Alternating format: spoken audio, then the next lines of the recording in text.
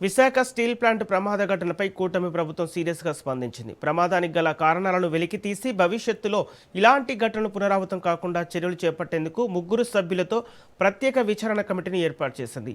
ఈ కమిటీ ప్రమాదం జరిగిన పరిస్థితులు, భద్రతా ప్రమాణాల అమలు, యాజమాన్యం తీసుకున్న జాగ్రత్తలు వంటి అంశాలను సమగ్రంగా పరిశీలించనుంది. అలాగే ప్రమాదానికి దారితీసిన కారణాలపై అధ్యయనం చేసి బాధ్యుల నిర్ధారణతో పాటు భవిష్యత్తులో చేపట్టాల్సిన నివారణ చర్యలపై ప్రభుత్వానికి నివేదిక సమర్పించనుంది. కమిటీ నివేదిక ఆధారంగా అవసరమైన చర్యలు తీసుకుంటామని ప్రభుత్వం స్పష్టం చేసింది.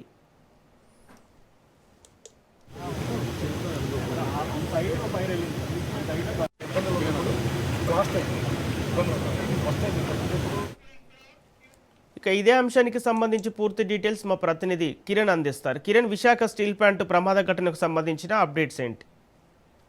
మార్నింగ్ సంపత్, ఏదైతే నిన్న సాయంత్రం సుమారు 4:30 గంటల ప్రాంతంలో జరిగినటువంటి SMS 2 విభాగంలో జరిగినటువంటి ప్రమాదం చూసుకున్నట్లయితే భారీ స్థాయిలో అగ్ని ప్రమాదం చోటు చేసుకుంది. ఏదైతే లిక్విడ్ ఐరన్ ఓర్ ఒక్కసారిగా పైకి ఎగిసిపడంతో మంటలు పూర్తి స్థాయిలో వ్యాపించాయి. ఆ డిపార్ట్మెంట్ కి సంబంధించి దాదాపు ఈ ఘటనలో ఇప్పటి వరకు 8 మంది కార్మికులు చనిపోయినట్టుగా ప్రాథమిక సమాచారం అయితే స్పష్టంగా తెలుస్తుంది.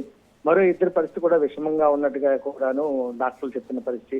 అయితే మొత్తం ఈ ఘటనలో 8 మంది చనిపోతే ఇప్పటి వరకు మరో 6 ఎవరైతే ఉన్నారో వాళ్ళని విశాఖపట్నం కిమ్స్ హాస్పిటల్ ఏదైతే ఉందో శీలానగర్ ప్రాంతంలో అక్కడ ఉన్నటువంటి కిమ్స్ హాస్పిటల్లో ఒక 3 కార్మికులు, అదేవిధంగా మరో 3 కార్మికుల్ని విశాఖపట్నం హాస్పిటల్ అడ్మిట్ చేసి నిన్నటి నుంచి కూడా ట్రీట్మెంట్ కంటిన్యూ చేస్తున్నారు. ఆల్రెడీ ఇప్పటికే మనం వాళ్ళని పరామర్శించడం కూడా జరిగింది. అదేవిధంగా వాళ్ళ పరిస్థితి ఎలా ఉందనే కండిషన్ కూడా మనం అడిగి తెలుసుకోవడం జరిగింది. దీనికి సంబంధించి చేసేస్తే మాత్రం వాళ్ళ కండిషన్ అయితే స్టేబుల్ గా ఉంది, ప్రాబ్లం లేదు. అయితే ఒక్కసారిగా లిక్విడ్ ఐరన్ ఓర్ మీద పడడంతో మంటలు వ్యాపించి చాలా ఇబ్బందిగా ఉందని చెప్పి వాళ్ళు చెప్తున్న పరిస్థితి అయితే ఉంది కార్మికులు. ఇంకో పక్క మనం చూసుకున్నట్టయితే ఈ చనిపోయిన 8 మందికి కూడాను అర్ధరాత్రి సుమారు 1:30 ప్రాంతంలో కేంద్ర ఉక్కు శాఖ మంత్రి కుమారస్వామి, అదేవిధంగా కేంద్ర ఉక్కు శాఖ సహాయ మంత్రి శ్రీనివాస వర్మ, మరోవైపు మిగతా మంత్రులు ఎవరైతే ఉన్నారో civil aviation minister Rammohan Naidu, అదేవిధంగా MP Bharat, AP home minister Vangalapudi Anitha, TDP రాష్ట్ర అధ్యక్షుడు పల్లా శ్రీనివాసరావుతో పాటు మరికొంతమంది ఎమ్మెల్యేలు వీళ్ళందరూ కూడాను వాళ్ళని పరామర్శించడం కానీ అదేవిధంగా క్షతగాత్రులకు మెరుగైన వైద్య సహాయం అందిస్తామని చెప్పి కూడా చెప్పడం జరిగింది. ఇంకో పక్క కేంద్రం కూడా ఇప్పటికే నరేంద్ర మోడీ 2 లక్షల రూపాయలు ఎవరైతే చనిపోయిన కుటుంబాలకు ఎక్స్గ్రేషియా ప్రకటించిందో, మరోవైపు క్షతగాతులు ఎవరైతే ఉన్నారో వాళ్ళకి 50,000 రూపాయలు చెప్పడం కూడా నరేంద్ర మోడీ స్వయంగా ప్రకటించి వాళ్ళకి ప్రగాఢ సానుభూతి తెలిపారు. ఆ కుటుంబాలకి క్షతగాతులందరూ కూడా పూర్తి స్థాయిలో వైద్య సహాయం అందిస్తామని చెప్పి కూడాను చాలా బాధాతప్త ఉదయంతో నరేంద్ర మోడీ చెప్తున్న పరిస్థితి మనకు తెలిసింది. ఈ నేపథ్యంలో మరి కాసేపట్లో రాష్ట్ర ముఖ్యమంత్రి నారా చంద్రబాబు నాయుడు, అదేవిధంగా డిప్యూటీ సీఎం పవన్ కళ్యాణ్, మరోపక్క ఐటీ శాఖ మంత్రి ఎవరైతే ఉన్నారో నారా లోకేష్ కూడాను ఈ బాధిత కుటుంబాలను పరామర్శించడంతో పాటు క్షతగాత్రులందరినీ కూడాను అక్కడికి వెళ్ళి పరామర్శించే అవకాశం ఉంది. ఇక ఉద్యోగస్తులకు సంబంధించి చనిపోయిన వారు జీవి అప్పారావు, అదేవిధంగా ప్రభాకరు, భానుకుమారు, కృష్ణనాగు, మరోవైపు గోల్డ్ కుమారు, ఈ 5 కూడాను స్టీల్ ప్లాంట్ లో పర్మనెంట్ ఎంప్లాయీస్. ఈ 5 చనిపోయింది. ఈ కాంట్రాక్ట్ వర్క్ సంబంధించినట్లయితే శ్రీనాథ్ అనే ఒక వ్యక్తి, అదేవిధంగా అప్పలరాజు, మరోవైపు రమణ, ఈ 3 చనిపోవడం జరిగింది. మరోవైపు క్షతగాతులు ఎవరైతే ఉన్నారో గాయపడిన వారు సూరిబాబు, పైట్రాజు, శ్రీనివాసరావు, ఈ 3 కూడాను సెవెన్ హాస్పిటల్ ట్రీట్మెంట్ పొందుతున్నారు. కిమ్స్ హాస్పిటల్లో చూసుకున్నట్లయితే మల్లికార్జునరావు, అర్జున్ అప్పారావు, సత్యానంద్, ఈ 3 కూడా కిమ్స్ హాస్పిటల్లో అయితే ఉన్నారు.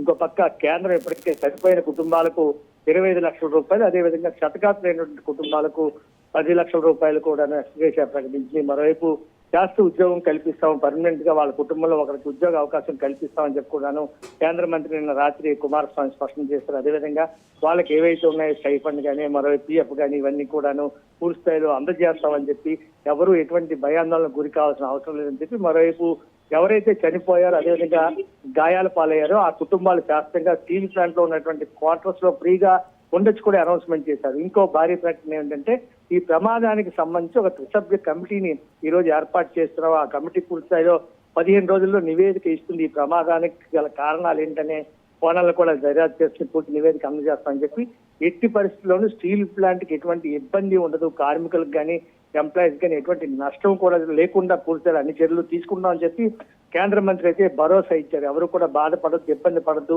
ఇటువంటి దుస్సఘటన జరిగినందుకు చాలా ఆవేదన వ్యక్తం చేస్తామని చెప్పి ఆయన మాటలను చెప్పడం జరిగింది. ఇంకో పక్క మనం చూసుకున్నట్టయితే ఎవరైతే ప్రతిపక్ష పార్టీ నాయకులు కానీ మరోవైపు కార్మిక సంఘాల నాయకులు కానీ స్టీల్ ప్లాంట్ లో దాదాపు 25-30 సంవత్సరాల నుంచి కూడాను అదే మెటీరియల్స్ వాడుతున్నారు. అదే యూనిట్ లో ఉన్నటువంటి ఏవైతే ఉన్నాయో మెషినరీస్ అన్ని కూడా బాగా పట్టిపోయి అన్కండిషన్ ఉన్నటువంటి వాటిలోనే వీళ్ళు పని సాగిస్తున్నారు. ఇంకో పక్క ఎంప్లాయీస్ ని పూర్తిగా తొలగించడం కానీ, మరోవైపు కాంట్రాక్ట్ కార్మికులు, అనుభవం లేనటువంటి వాళ్ళందరూ కూడా ఈ రోజు కర్మాగారంలో పనిచేస్తుండడం వల్లే ఈ ప్రమాదాలు జరుగుతున్నాయి. ముఖ్యంగా సేఫ్టీ మెజర్మెంట్స్ అయితే మాత్రం పూర్తి స్థాయిలో లేకుండా పోవడం వల్లే ఈ పరిస్థితులు ఎదురవుతున్నాయని చెప్పి గతంలో మనం చూసుకున్నట్లయితే 2012లో జరిగిన దుర్ఘటన భారీ స్థాయిలో జరిగింది స్టీల్ ప్లాంట్ లో. మళ్ళీ అదే పునరావృతం అవుతూ ఈ రోజు విశాఖపట్నంలో ఏదైతే 2026లో జరిగినటువంటి దుర్ఘటన కూడా పోలుస్తున్న పరిస్థితి. స్టీల్ ప్లాంట్ లో అసలు సేఫ్టీ మెజర్మెంట్స్ అనేవి లేవు అని చెప్పి కార్మిక నేతలు అయితే ఆరోపిస్తున్న పరిస్థితి. అయితే మనం ఇందాక కార్మికులు ఎవరైతే క్షతగాత్రులారో వాళ్ళతో మాట్లాడించినప్పుడు స్టీల్ ప్లాంట్ లో పూర్తి స్థాయిలో అయితే సేఫ్టీ అయితే ఉంది. అయితే ఈ ప్రమాదం ఎలా జరిగింది అనేది తాము చెప్పలేకపోతున్నాము. అక్కడ సిచ్యువేషన్ మాకు అర్థం కాలేదు. ఆ జరిగిన సంఘటన నేపథ్యంలో ఖచ్చితంగా దాదాపుగా ఒక్కొక్క యూనిట్ లో కూడా కాంట్రాక్ట్ ఎంప్లాయీస్ అయితే 50 మంది వరకు పనిచేస్తారు. మరోవైపు పర్మనెంట్ ఎంప్లాయీస్ కానీ, ఇంజనీరింగ్ డిపార్ట్మెంట్ కానీ, సేఫ్టీ ఎంప్లాయీస్ కానీ వీళ్ళందరూ మరొక 25 నుంచి 30 మంది వరకు ఉంటారని చెప్పి కార్మికులు అయితే చెప్తున్న పరిస్థితి అయితే ఉంది. అయితే ఈ ప్రమాదానికి గల కారణాలను అయితే మాత్రం మరికొద్ది రోజుల్లో దీని నివేదిక ఆధారంగా ఏదైతే కేంద్రం ఒక కమిటీని ఏర్పాటు చేసిందో ఈ కమిటీ ద్వారా వాస్తవాలు అయితే తేలాల్సిన పరిస్థితి. మరి కాసేపట్లో సీఎంతో పాటు డిప్యూటీ సీఎం, అదేవిధంగా ఐటీ శాఖ మంత్రి నారా లోకేష్ కూడా క్షతగాత్రులు పరామర్శిస్తారు. నిన్న రాత్రి 8 మంది ఎవరైతే చనిపోయారో ఈ ఎంప్లాయీస్ కానీ, కార్మికులు కానీ వీళ్ళందరినీ కూడాను కేజీహెచ్ మార్చి దగ్గరికి అర్ధరాత్రి తరలించారు.